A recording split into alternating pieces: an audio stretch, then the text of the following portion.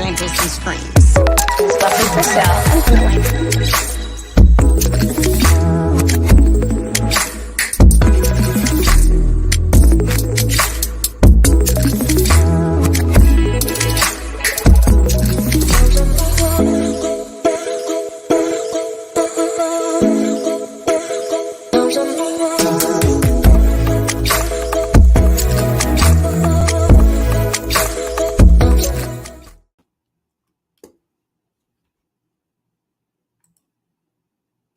Hola, ¿cómo estás?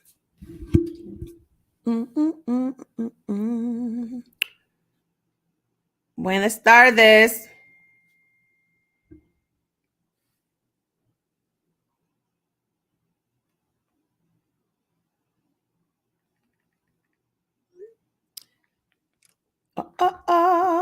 Hey, how you doing? Hey, how you doing? How you doing? How you doing? Y'all see, I'm staying at the house today, so I'm not getting dressed. My hair is like, I need to see my hairstylist immediately.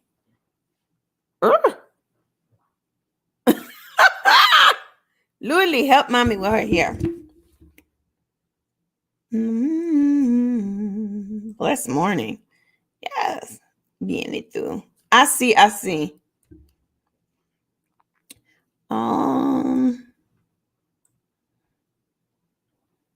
All right, let me do some of my homework. I'm gonna put the link. There we go. Hey, y'all. Hey. Show. I didn't mean to click that. Thank you. Don't we always want what we don't have, child? Don't we always complain about, child? Read me for filth. I need it. Oh, you missed class yesterday? It was so good last night. It was so great. You know what? You just reminded me I need to post the Zoom on the community board. Let me make a note. I'll do that when I finish this. I have client work today, so I need to do that as soon as I finish this so I don't forget. Let's see. All right, so I put that up, and then let me put up a couple more things, and then we'll start talking. So because the last time I was on here talking mess and not money, I'm gonna let y'all just ask me questions today. Especially considering there's so much stuff going on right now with the taxes, with unemployment refunds going out, with oh yeah, Miss Mabel was hilarious last night in the class. She shut it down, honey. With unemployment tax refunds going out, with the child tax credit payments starting to be made. They started them July 8th, but they were supposed to start on July 15th. And then the IRS is so behind on just regular tax refunds that a lot of people will start to see deposits after the 14th also. And then there's a lot of fraud going on, y'all, like those phishing scams and all that stuff. My mom reported to me that some of her clients been receiving these emails that say, I know y'all say leave my hair alone, but I can't. It's my thing. Saying that they are due some sort of rebate credit, and they click on some link, and then they hack their email, or have gotten into their bank accounts. So, you know, if the IRS is going to send you some money or let you know about some money, they're going to mail it to your address of record. They're not going to send you an email. So anytime you get an email and it's like, it says it's from the IRS, unless you're in an ongoing audit, unless you set up on irs.gov to receive emails, it's fraud. The number one way that the Internal Revenue Service gets in contact with you whenever there's any issue is via U.S. mail. And they're so behind right now. I highly doubt that they are ringing people up and saying, hey, we got some money for you. They owe people still tax refunds from the 2019 tax season, let alone 2020. They're so behind. And one of the reasons is Trump's administration used a lot of the Treasury's resources for his needs. And so they were gutted. Their budget was gutted. And so they don't have enough money to hire qualified staff. And so they're understaffed. They have to deal with the fact that we missed an entire year because of the pandemic. And, you know, folks sitting around waiting for their money. Now, what's curious to me is they're on time with this child tax credit payments. They're on time with that. Biden was like, I don't want to hear it. We're going to get this money out. And if you're one of the people who were like, I don't want to receive this money on a monthly basis, I want to receive it in a lump sum, call in, because I want to pick your brain as to why you would make such a decision, why you would rather allow the government to hold your money interest-free for an entire year and get a lump sum instead of it be broken up into monthly payments that you can get and use throughout the year or save and earn interest on it yourself. You know, it always boggled my mind why clients were so excited when I had my tax practice to receive large tax refunds. Because to me, if your tax refund was not largely comprised of payable credits like the earned income tax credit or child tax credit, meaning money that you didn't have to pay, but if it was mostly money you paid in tax, your withholdings, you should be annoyed and mad. You could have done plenty of stuff with that money during the year. And so I would promptly change their W-4 and state withholding forms and make it so that they didn't receive large refunds and that they got more of their money during the year. The first thing that I do when clients come to me with Crawl Before You Ball, when I used to do 101, is I would review their tax returns. And if I saw large refunds and I had people saying, well, I don't have, you know, even $100 extra every month. And I would be like, well, here it is. And I changed the withholdings and then boom, every pay period, they got more money. Now, when people do it on their own without the help of a tax professional, you can jack it up. If you claim 9 or 12 or some crazy number and you don't have the corresponding number of dependents and you ended up under withholding, so then you owe the government. But if you have somebody qualified to do that calculation for you and make it so that you're withholding exactly what you should do that. Mabel, hey, I see you, girl. Give me 1 second. So this is funny.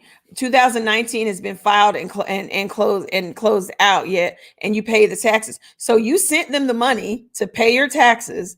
They have not applied your tax return, and they there are people who have filed their taxes, paid the liability owed in the right time frame, that are receiving garnishment notices from the IRS, where the IRS is saying you owe us money for this tax. So they processed the tax return, but they haven't gotten around to processing the check. Or they cash the check. One of my mom's clients, because I don't do taxes anymore, one of my mom's clients, the IRS cashed the check, but they didn't properly allocate it to the client's tax account. So now they done had your money. And this client paid like 50 grand, right? Like it was like not a little bit of money, like $50,000. And the IRS sent them a notice and charging them interest. Hello. And the IRS is like sending all these like collections notices, you owe us plus blah, blah, blah, blah, blah. And my mom's like, nah, boo-boo. I can show you when we sent this in, y'all took the money. It wasn't like, you know, I say never mail a check. Never mail them a check. Never mail the IRS a check. Always use the electronic system. You know, you can do an ACH or you can pay one of those fees with one of those businesses they have pre-approved on their website on irs.gov. You know why? Because it's an electronic record that you made that payment. So nobody can say you didn't make it. Because just because it's some big government organization, it does not mean that they don't make mistakes, especially in an environment when they don't have adequate staff. Tracy, you are so right. So the Ghetto ACH. I use the ACH on their website. Yeah, which is free. Hold on, I was trying to bring up The new W-4 is confusing to a lot of employees. So this is a great, Mabel, I promise you, I'm gonna come to you. This is a great thing. So my way of explaining how to complete a W-4 is ignore everything at the top of the form. Ignore it. Go to the bottom, put your name in, your address, and all that stuff. What is your filing status? If you're single, you're single. If you have dependent children for which you claim on your tax return and are not married, or if you are married but estranged from your spouse, meaning not in communication, can't file a tax return with them, then you're head of household, right? And so on and so forth. Married filing joint, married filing separate. Qualifying widower means that you have a dependent child and the prior year your spouse passed away. Doesn't mean just your spouse passed away. You have to have a dependent child. So you check your filing status, and then in the box where it says total number of allowances, how many people do you claim on your tax return? 2 kids. Got 2 kids? Put 2 there. Because if you file married filing joint, that's already 2. See, this is where they confuse you. So if you say married filing joint, that's 2 people already. So a lot of people will check married filing joint, and then under allowances, they'll put their 2 kids and claim themselves and their spouse and check 4. So then now you got 4 plus 2, which is 6. You got 4 plus you had married filing joint. And so you're over withholding. So check your filing status. If you're a single person with a dependent child and you qualify for head of household filing status, check head of household, list your child as one dependent, not you and the dependent, keep it popping. Now there's some more complex ways to deal with that. So that you can make sure exactly that you're not under withholding or over withholding. But I would recommend using some of those calculators. They actually have a withholding calculator on the IRS website on irs.gov, or talking to your qualified tax professional. But it is very common for people to mess up the W-4. And payroll will never tell you how to fill it out. Wonder why? Because if they tell you to fill it out the wrong way, folks sue the company and say, well, the HR person told me to do blah, blah, blah, and now I owe all this money. So that is why people are unwilling to tell you how to fill that form out, right? I probably should do a whole little explainer video on that. Let me make a note because I'm okay. Y'all sue me if you want to. Try me if you want to when I'm giving out free information on the fill out the W-4. I think they make stuff needlessly complex for a reason. They just do. And let me tell you something else. Never, ever, never, never, never, never, never, never. When you get a bonus, do not change your withholdings to exempt. And y'all know y'all do it. And I know because for 20 years I ran tax practices.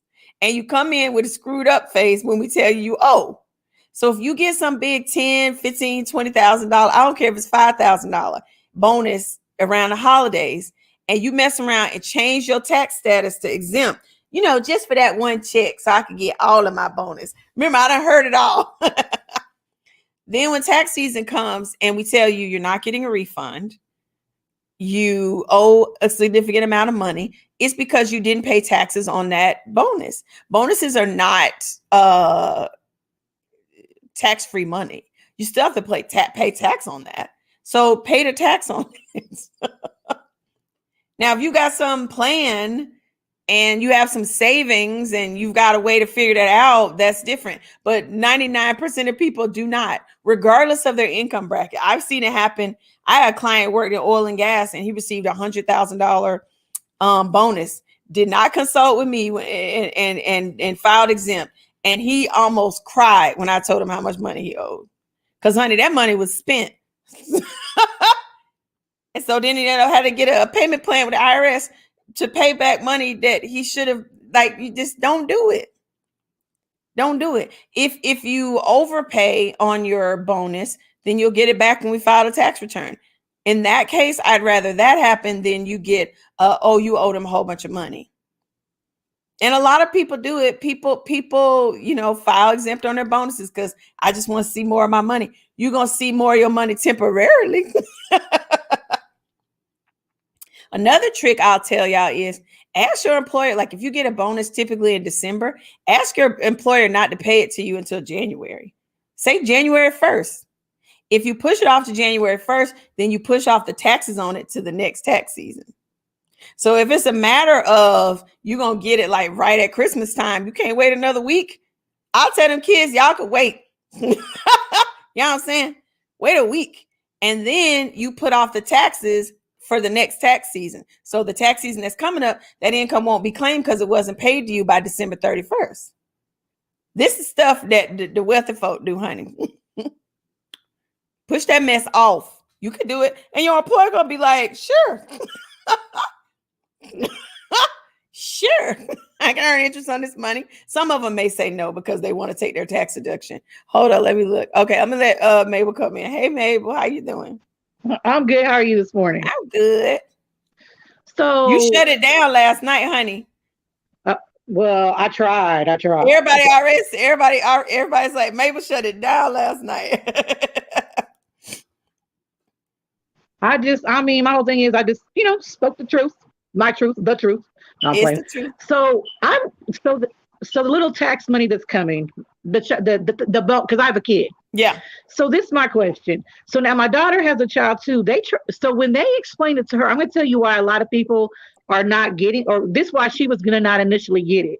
The way they explained it to her was that if she took this money that they're giving her now, that she would have to pay it back somehow, some way, somewhere. Who explained that to her? Who said that? No, I don't know who did, but I heard you say something. And I said, Buffy said that's not true. So she went and changed it.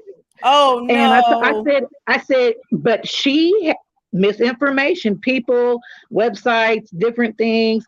So she has a whole, I call them a crew. It's like about 20 of them. They all work at an airport where she works. And she went and told them, and she said they all went and changed it because this is what some, and I can't speak for all people, this is what a lot of the people were how it was explained. And because they weren't getting clarification, they didn't want to be penalized when they filed taxes. And that little bit of money they think they're getting, it's like, no, bitch, you're not getting it today. Right. So I said, that's not true. I said, and you need to talk to somebody who knows better. I said, because I'm dealing with, I just call you my friend in my head. That's fine. I'm your friend. And I said, and she knows. I said, her mama's done it. She does it. I said, she would have said something about that. I already know. Yeah.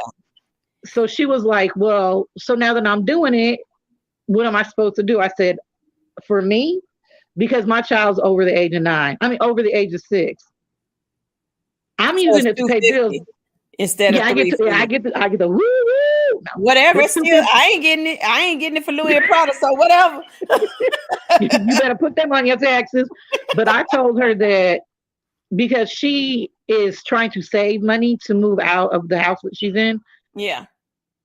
I told her to do it. This is what I told her I was going to do with mine. So I get $250. I said 150 is being put up automatically for whatever. Yep. I said, and the other 100 is for little bills because it's been 110 degrees here in California. So my PG&E, my PG&E will be higher this month. Yeah. But I've allowed myself that in my head. I said, just think about what you're doing with the money. I said, now I'm trying not to be frivolous and spend money stupidly anymore. Well, unintelligently. I don't want to call myself stupid because I don't think I'm a stupid person. I was going to get you. My bad. But I told her that, I didn't know how to file taxes. I filed 3 years of taxes. Now, let me tell you how they did me, Mr. IRS. The first year, they made me identify myself because I hadn't filed taxes in so long. Yeah. But then they gave me my second year with no problem. But then when the third year came up, they were like, we need you to identify yourself again. You literally just had me identify myself less than 2 months ago because I filed them all at one time. Mm-hmm. I said, you forgot who the hell I was? Like, I got so confused. It's because it's so much fraud, Mabel. Like these people I don't know who wants to fraud me because I ain't got nothing. I ain't got no. But I'm telling you, these people out here, all they need is a social security number, an address, and a kid's social. So whether you think you have anything or not, that's a gold. You know what I mean? For a fraudster, that's a gold mine, honey. They can do all kinds of stuff. Yeah. When you were talking about the email from the IRS, let me tell you what they did with me. It was Social Security that allegedly called me, and Social Security is the same way. They mail you everything. Yeah. This person who had a heavy accent from a foreign country, I don't want to be disrespectful to the country that it may have been from, talking about you owe us, and if you don't, I said, well, then he proceeded to ask me my social security number. I said, well, if you're the Social Security Administration, shouldn't you know my social security number? Click. Yeah. Don't blame me. This lady on this lady on TikTok, she said whenever she receives fraudulent calls, she goes in a news reporter voice and she says, I'll give you, have you seen that TikTok where she's like, I'll give you, they're like, what's your social security number? She's like, it's 3, 2, 1. We're reporting live right now and I'm on the phone with someone asking for my, and then they hang up. And they, you know what? And I've noticed, I have older family members and older friends that live in my neighborhood. That's who they really target because I don't want to say they're easily confused, but sometimes they are. Well, they are. I mean, this new technology and these people calling you and you don't know. Back when they did taxes, it was all like you go sit down with the man at H&R Block and mail it. You know what I mean? They don't understand what's going on. And a lot of stuff has changed. And then the pandemic changed it even more. Made it worse. Yeah, because, and you know what I guess I was so confused by is when they audited me, I had a tax preparer who had to physically see me and see my, so why do you think I'm not this person? But someone told me that people will go in as other people. And I was like, you know what? I didn't think about it like that though. Because in my mind, I'm like, who does that? Because I don't think like that, I guess. Right, because you're a good person. I try to be a good person. But I'm trying, and I'm just letting you know that may be why a lot of people are saying they're not taking it because it has been they've been misinformed about because that's what I thought too. Yeah. And then I started like reading up on it, trying to go to reputable places, Right.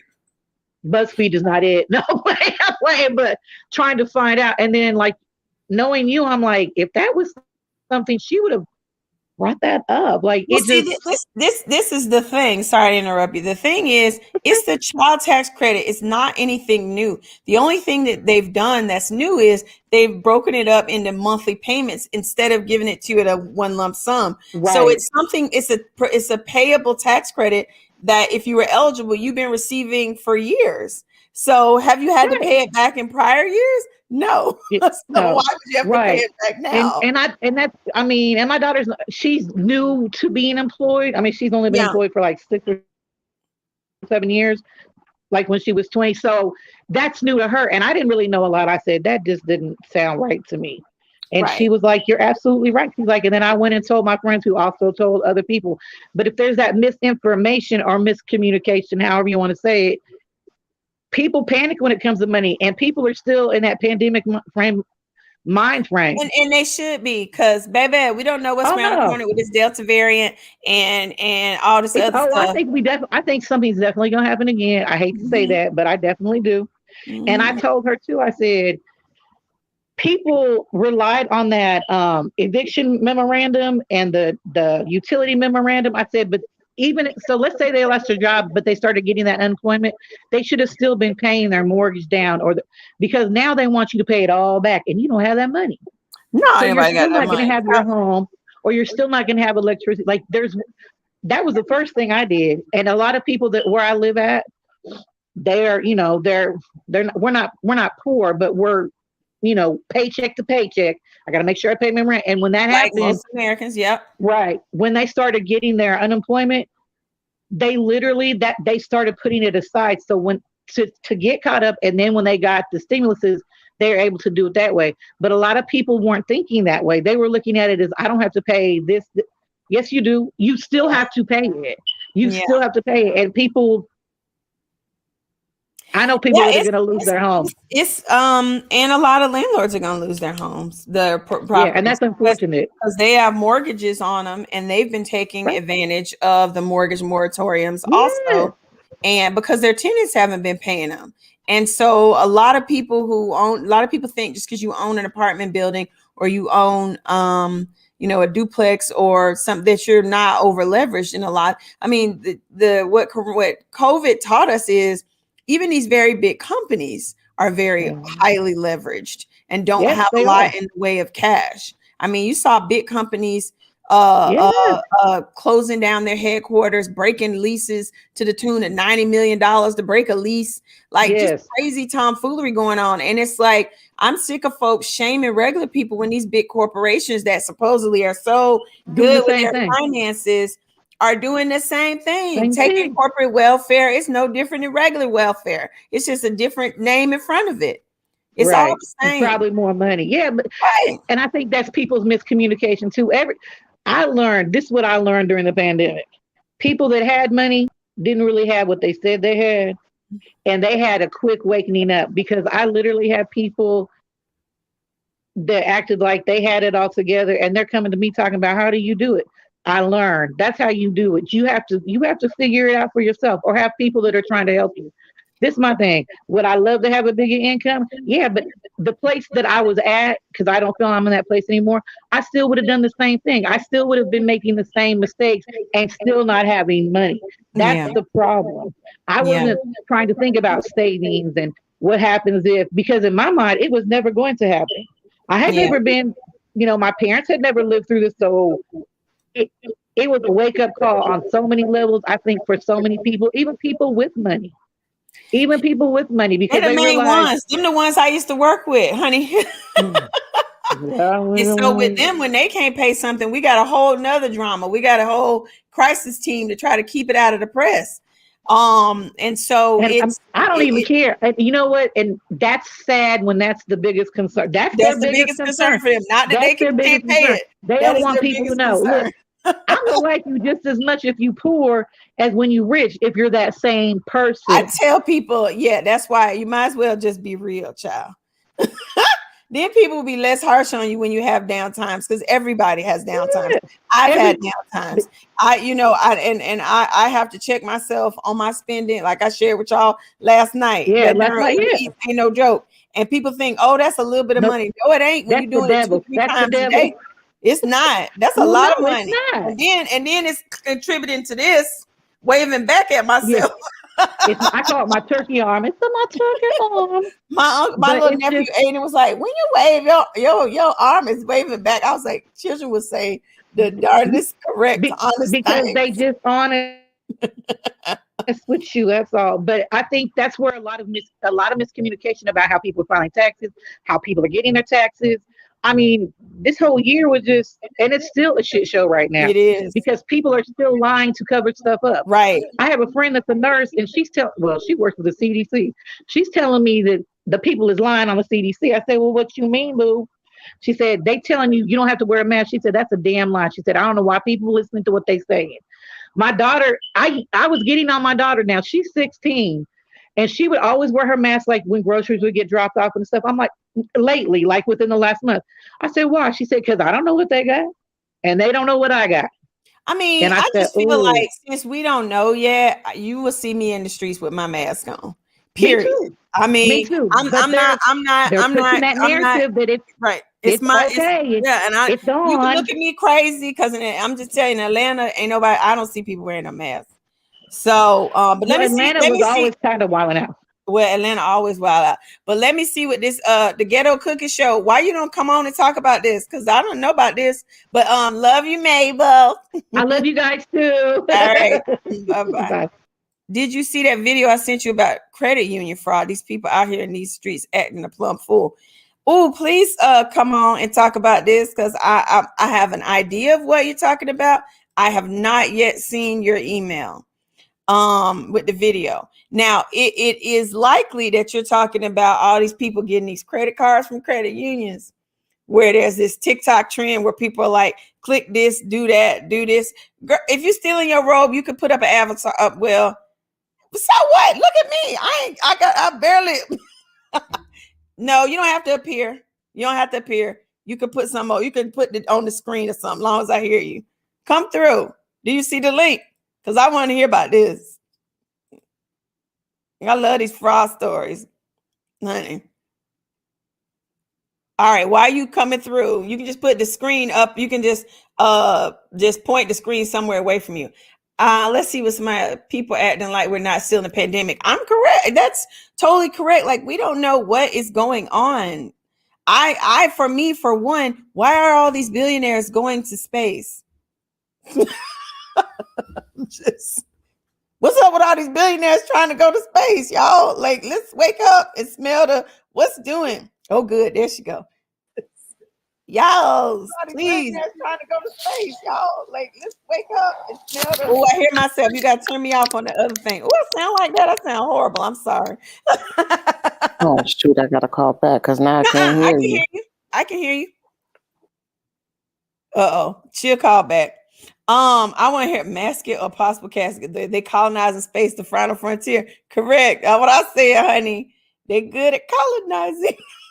They've been colonizing. Let me see. Gail, let's see what you said. I still paid all my bills and was not able to save as much. Good in getting back into saving. I used the money to buy nonsense. So see, this is the thing I teach my students in my class. Stop beating yourself up for what you've done in the past that you now deem as nonsense, or it was bad, or I should have done better.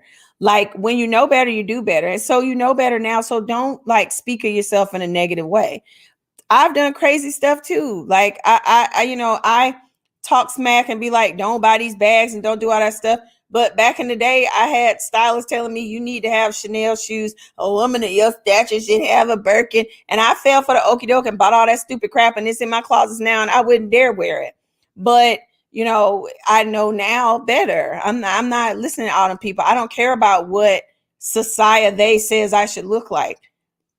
I'll wear me a $30 outfit and come right on home to where I live.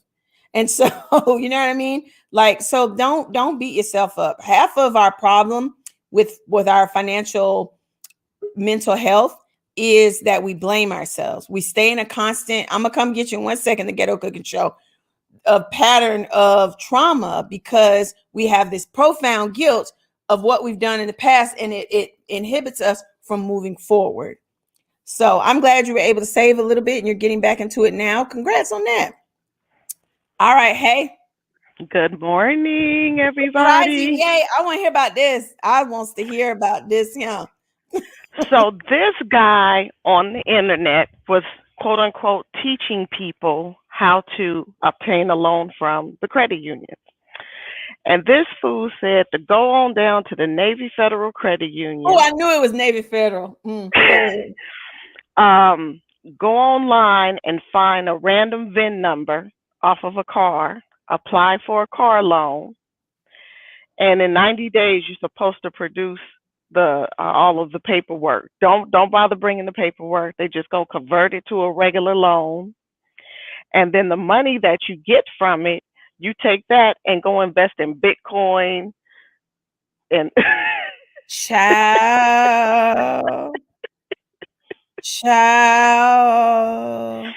He is literally, and then I found out, I dug a little deeper, whoever this scam artist guy is, he paid like $5,000 to get on this podcast so that he could look like an expert.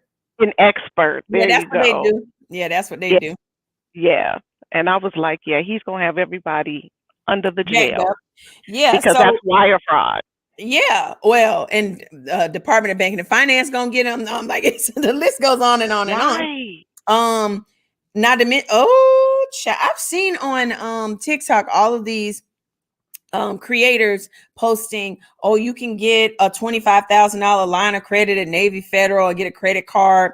And then they literally say, do this, do this, do this, do this. And I'm like, why in the world are you putting this on your pages? That's still debt that you are going to owe. And it's fraudulent. Well, let's that part first. And the interest that's accruing on the money you owe is going to be way more than what you think you may make in Bitcoin. Right. Most of these people can't even spell Bitcoin or afford any of it. It's, like I think what I tell people is, again, if you don't have 2 years of what it costs you to be you in regular coins, you don't need to be investing in nobody's Bitcoin. Hello. That part. You know what I'm saying? If you have not managed to have the discipline to put away 2 years of what it costs you to be you in regular coins, you shouldn't be trying to invest in anybody's Bitcoin. And that's not me trying to like stop people from coming up. It's trying to protect you.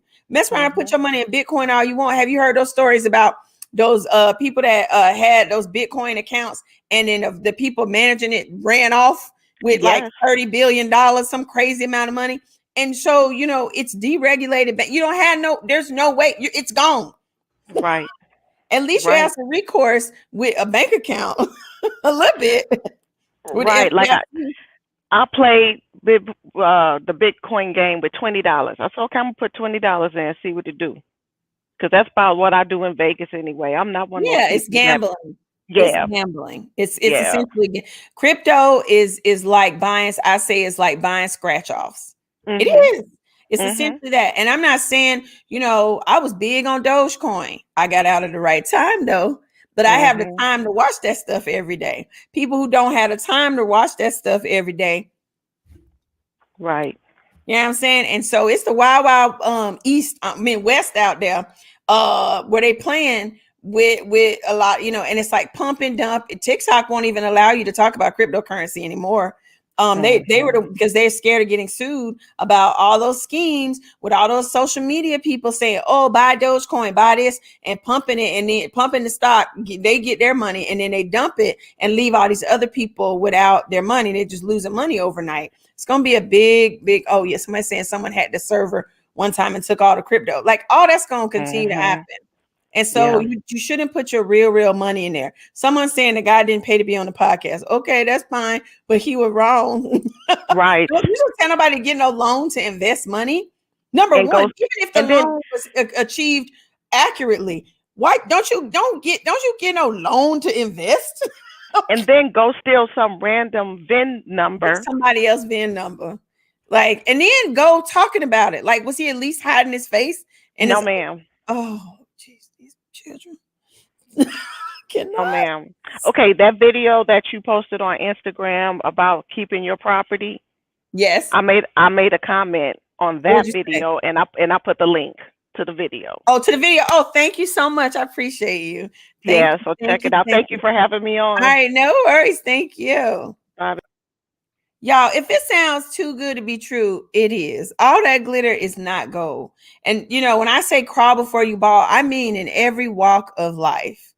Like, you are not going to fix your credit overnight. So don't pay these people $2,000 that are promising you that tomorrow you're going to have an 850 credit score, because it's not going to happen, not legally.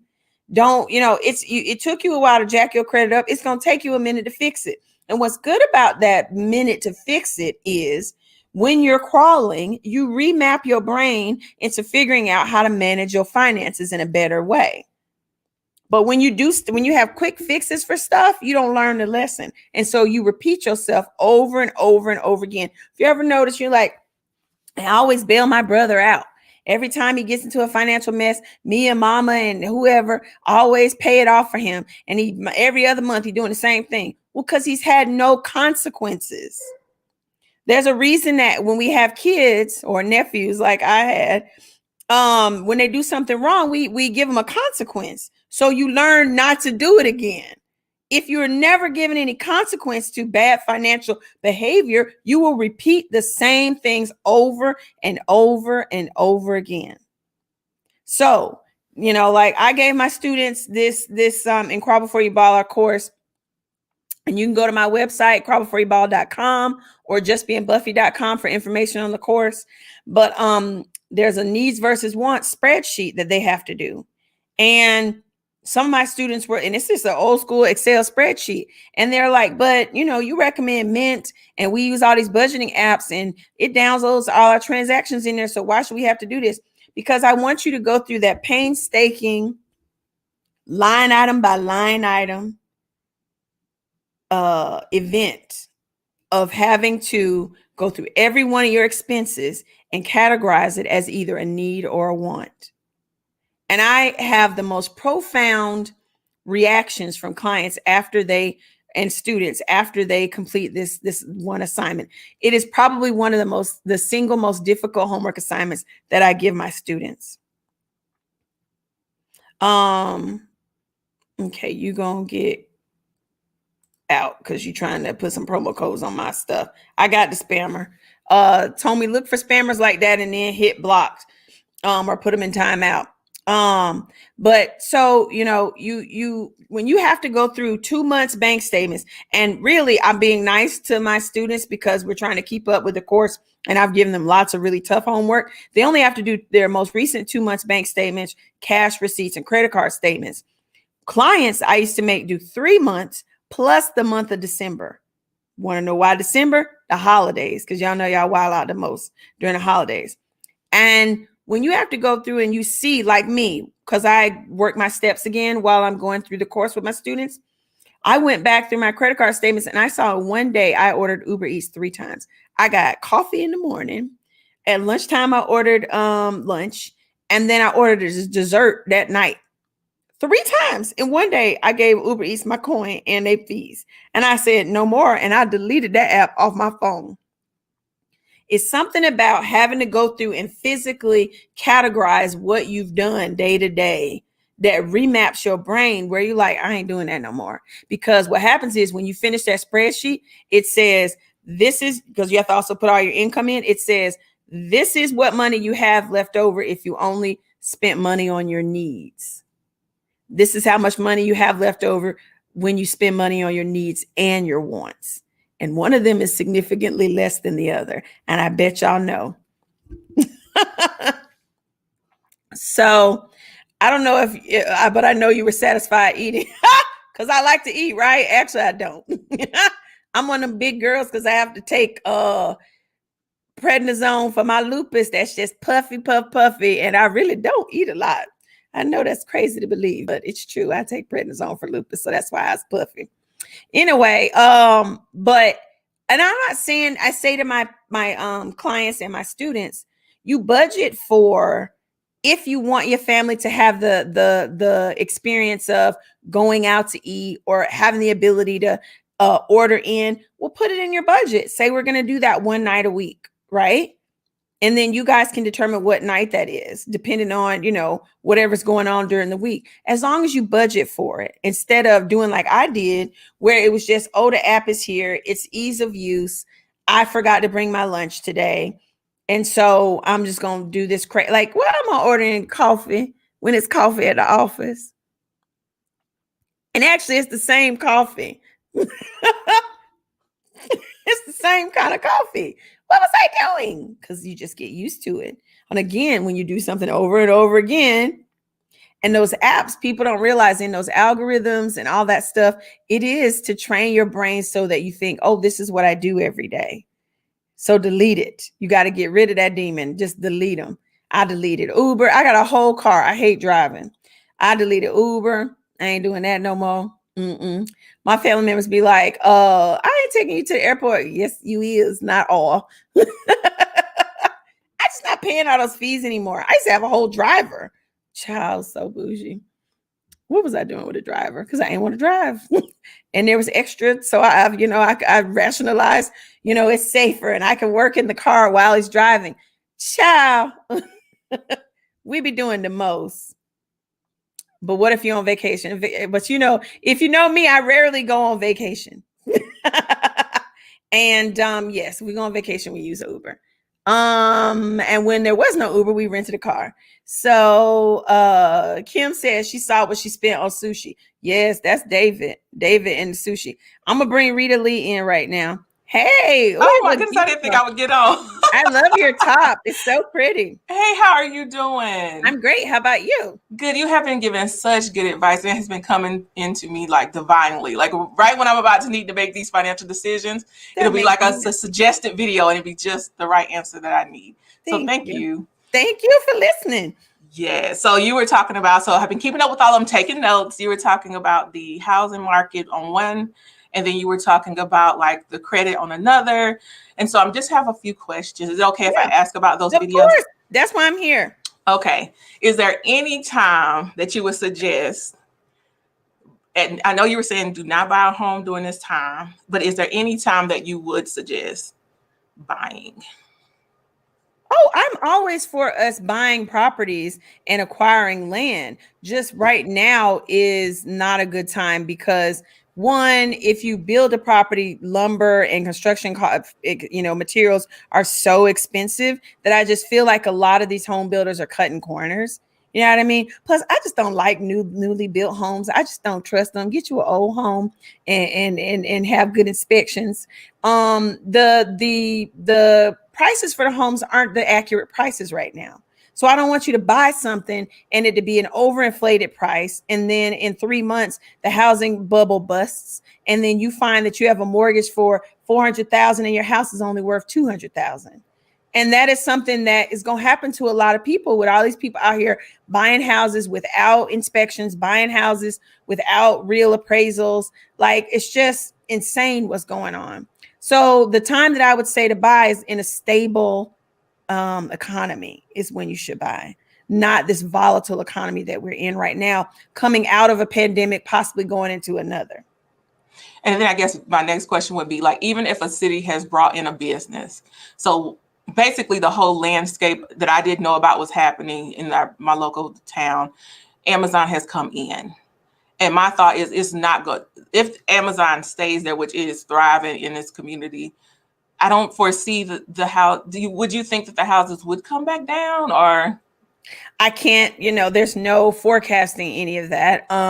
It statistically, yes, when big business comes into a city or in a neighborhood, that yes, housing prices rise because people are making more money, they have stable jobs. And so they, and then sometimes the companies move people into the area. And so they purchase houses.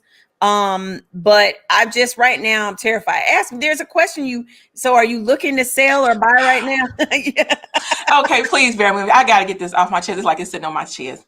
So make a long story short, I am. However, my situation is not terrible at all.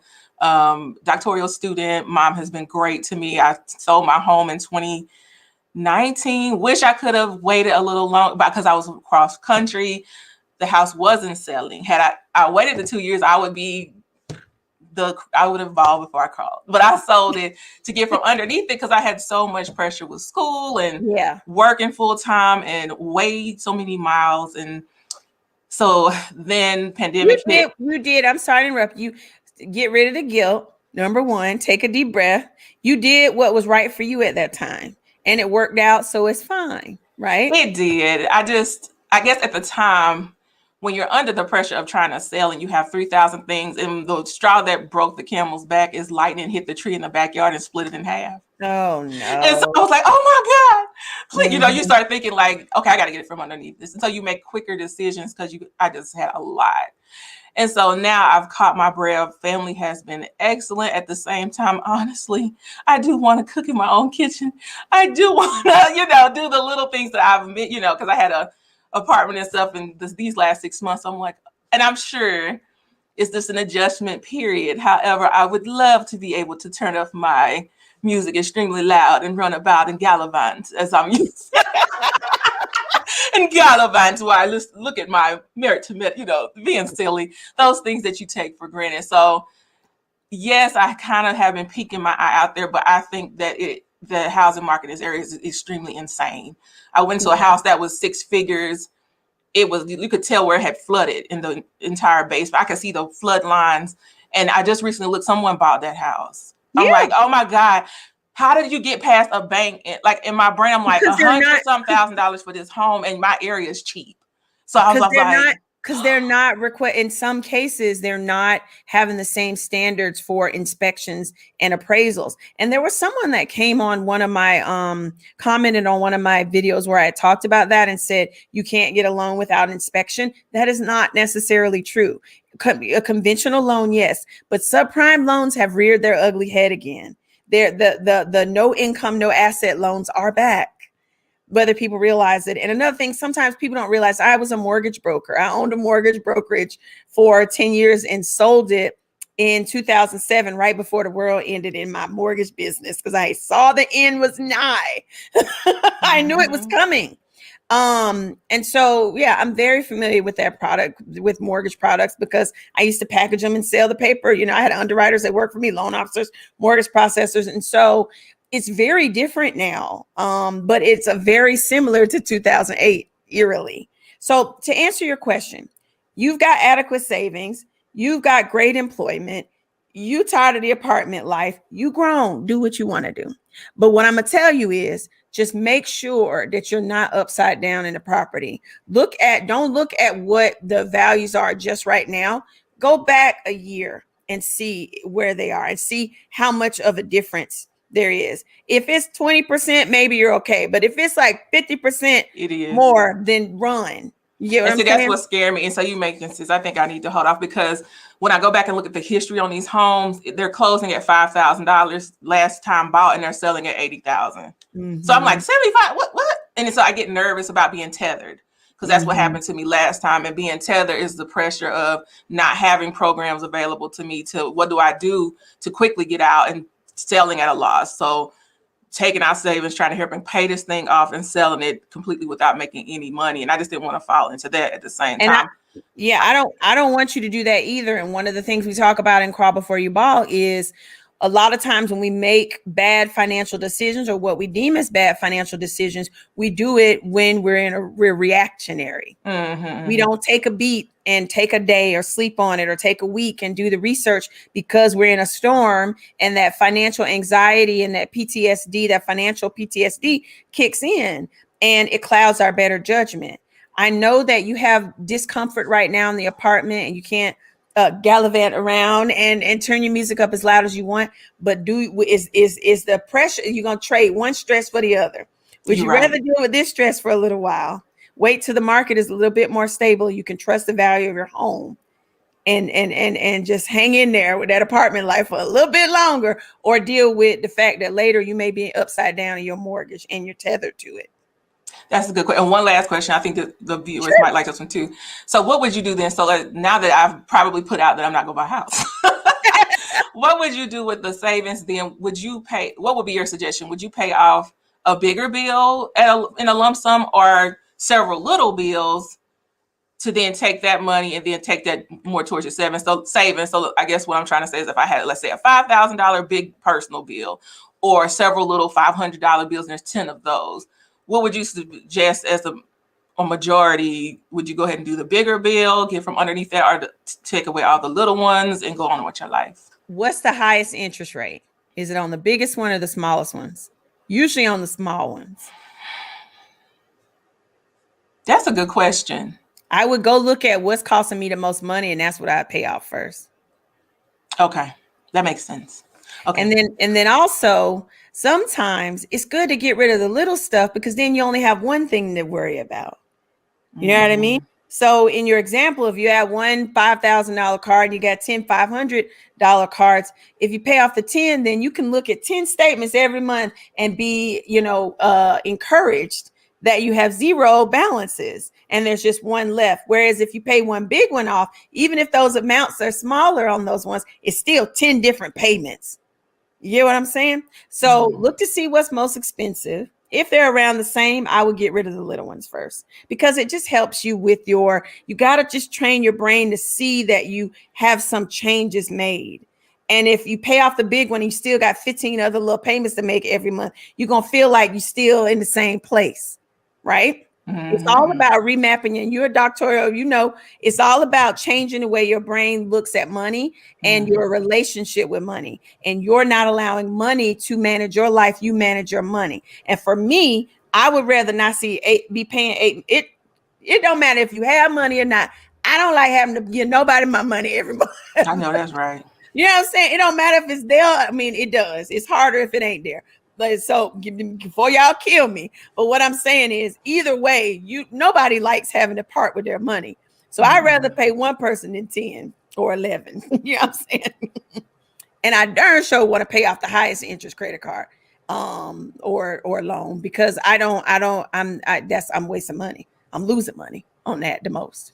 So thank you for your questions. No worries. I'm sorry to be Debbie Downer, but I think my advice would be to wait. No, you weren't. I just been. Honey? You weren't this whole week. I've been going to the showings and stuff, and my heart hasn't been leaping with joy. And I'm looking at, imagine somebody saying $500,000 home, and it's like, you can clearly see the electric panel is falling off. I'm like, wait a minute, what has happened? So then I'm like, well, then is it going to continue to get higher? Because they are bringing warehouses in the area. So but like I say, I'm going to continue to hang on in here, Chad. Where are you, in Austin, Texas? St. Louis, Missouri area. Missouri. So, girl, wait, they gonna keep bringing folk. Jeff he done stepped down. They steady, they got that 150% turnover rate. They ain't going nowhere.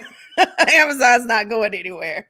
They're not. Trust me. They've done all the research in the world to determine that area is where they can grow, and so they're not going anywhere.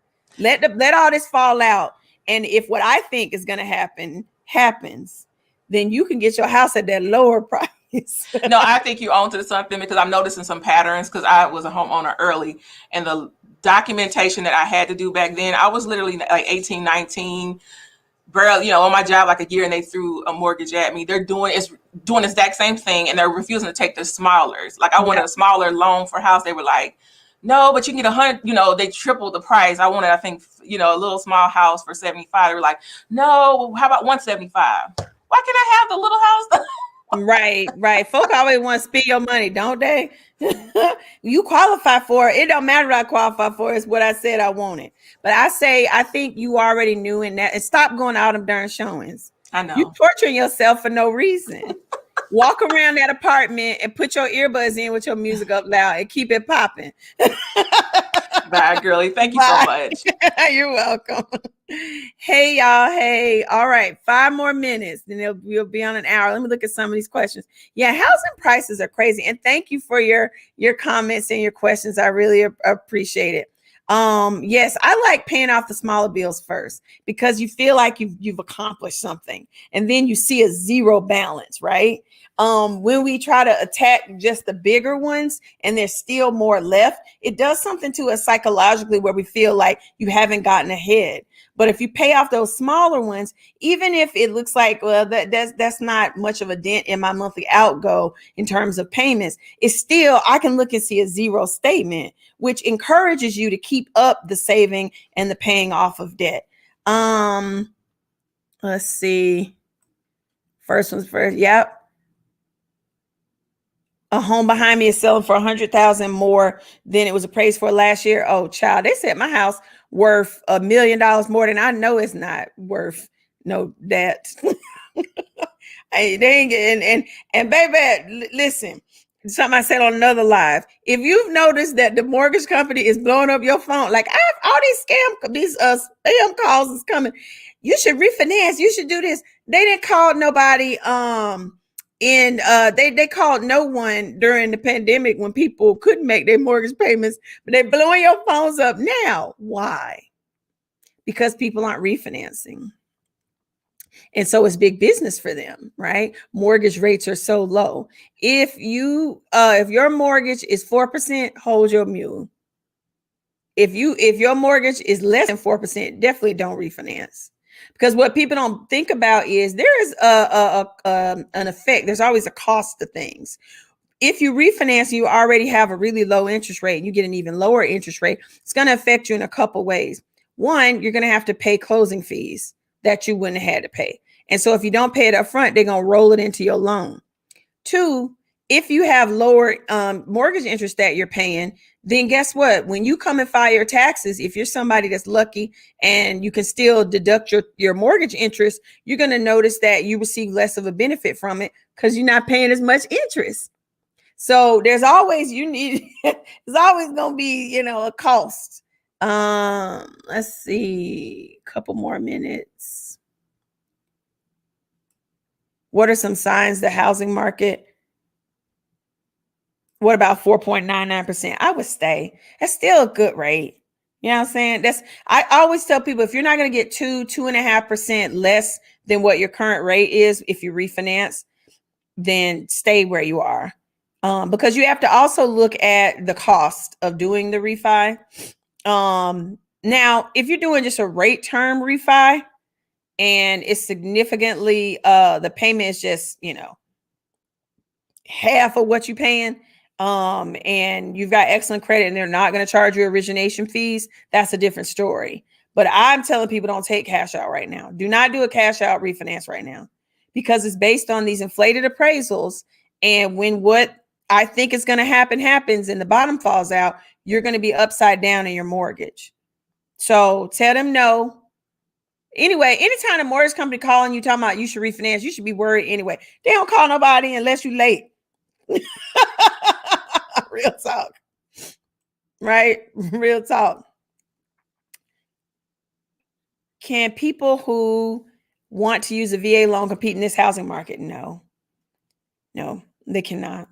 You can't compete with people who are paying with cash. You just can't.